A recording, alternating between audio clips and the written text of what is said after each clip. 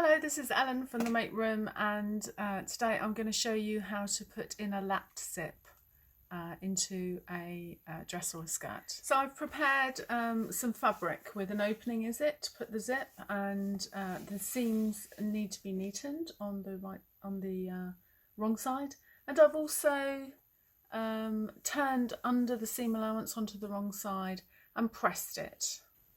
So I have my opening and the zip that I'm going to put in, which should be a little bit longer than the opening that you're putting it into, and presumably the lap, that's the bit that lays over the zip, is going to be going towards your right side. So we're going to put the upper side of the zip, we're going to put the fabric close to the teeth, and it will be this side that's lapped over. So first of all, I'm going to take the side that I'm going to put the fabric close to the teeth, and I'm just going to butt the teeth, the fabric right up to the edge of the teeth, making sure that it's flush with the top of the zip. There's always 1.5 above the end of the zip, which is for your seam allowance. So I'm going to pin it along as close to the teeth as possible down this side, and I'm going to tack it in place. So as you can see, that's really close to the teeth. It's best to tack it because it will just, you won't have to worry about taking pins out as you go, and nothing will move while you're machining it. Use a bright colour so that you can see what I'm doing. So I'm going to take the pin out and put my needle in the end, leave a longish end so it doesn't come undone, and just back stitch once, and that is sufficient to hold it for this. And then you're going to do a long and a short stitch along that edge of the zip, holding it in place. Take the pins out as you go.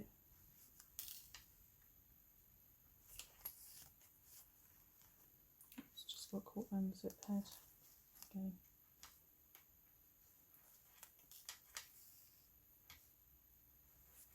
And it's best with a lap zip to machine this side in first. So that's why we're not going to tack anything else. We're just going to go straight onto the machine and do this side.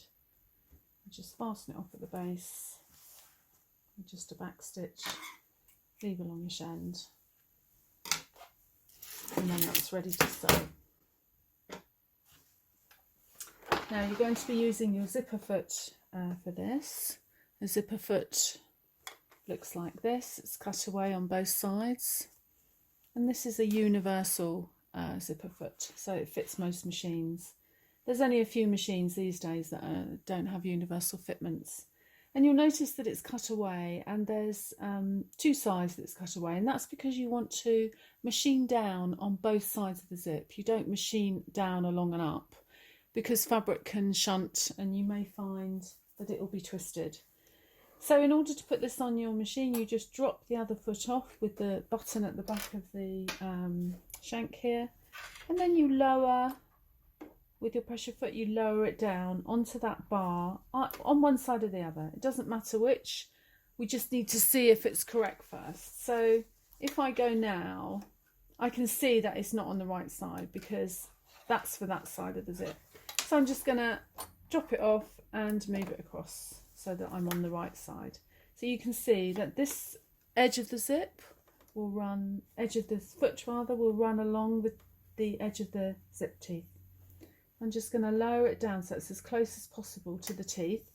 And now I'm going to move my needle across to get as close to the teeth as I can. And to do that, I'm going to use the zigzag width button on the computerized version. And I just press it, and the needle moves across. That's saying it's as far as it will go, and that's a lot closer to the teeth of the zip. So I'm just going to do a reverse at the top.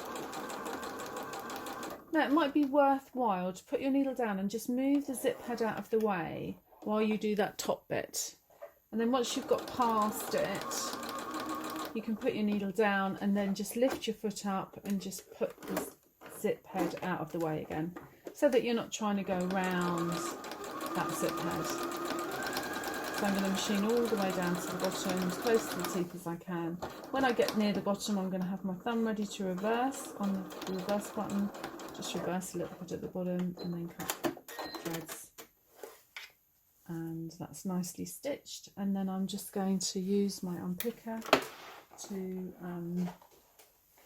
just take the tacking out.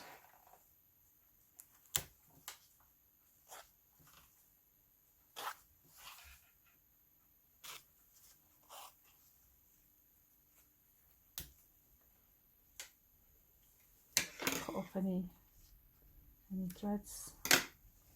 And you can see that's nicely sewn close to the teeth of the zip. Now if you don't have a computerised machine and you want to know how to move your needle across, you'll find that it's the zigzag width dial on this machine. It's here. Sometimes it's one of these dial, you know, it looks like this, but every time I move that, my needle is moving to one side and the other. It won't do anything when you're in straight stitch. That's all it does, is move the needles. It's only if you are in zigzag that this changes the width of the zigzag. So that's on a traditional machine with dials. So I've taken out my tacking, and now I'm going to lay the other side back on.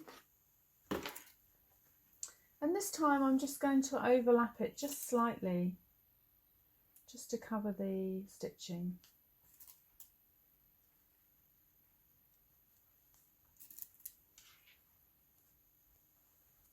And I'm pinning it down so that it can't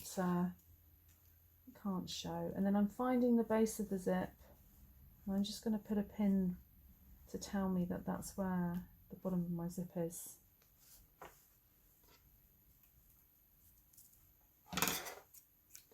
And I'm going to tack this now.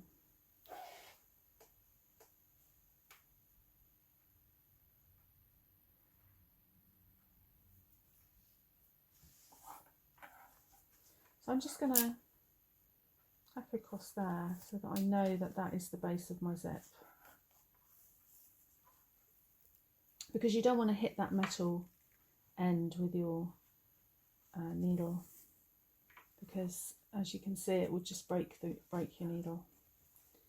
And then I'm going to go up the other side, feeling for the teeth of the zip. I'm just going to go next to them, doing my tacking up here.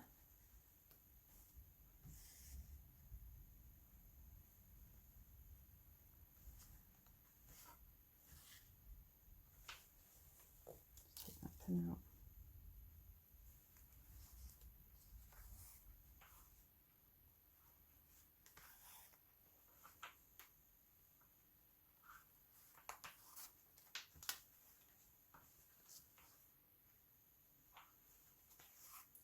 All the way to the top.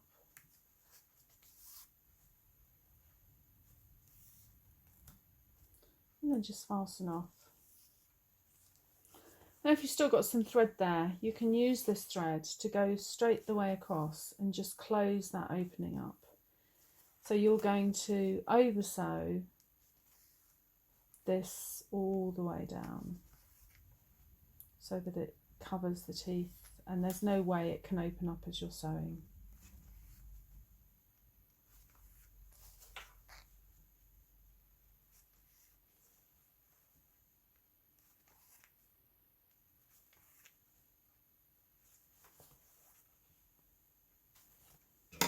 Just cut my thread and I'm ready to machine it. This time I'm going to use the other side of the zip foot, so I'm going to drop it off, move it across to the other side, and then I'm going to feel that that edge of the foot is by the edge of my teeth, and I'm going to move the needle the other way this time, as far over as I can the other way.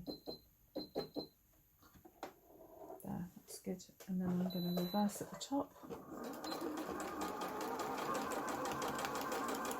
Go all the way down to the bottom, and then I'm going to go across where I've marked so that it's safe to do so. I'm going to bring my needle down, lift it, turn it, and just go across the base and reverse. And then I'm just going to put my threads. And then I'm going to take my tacking out.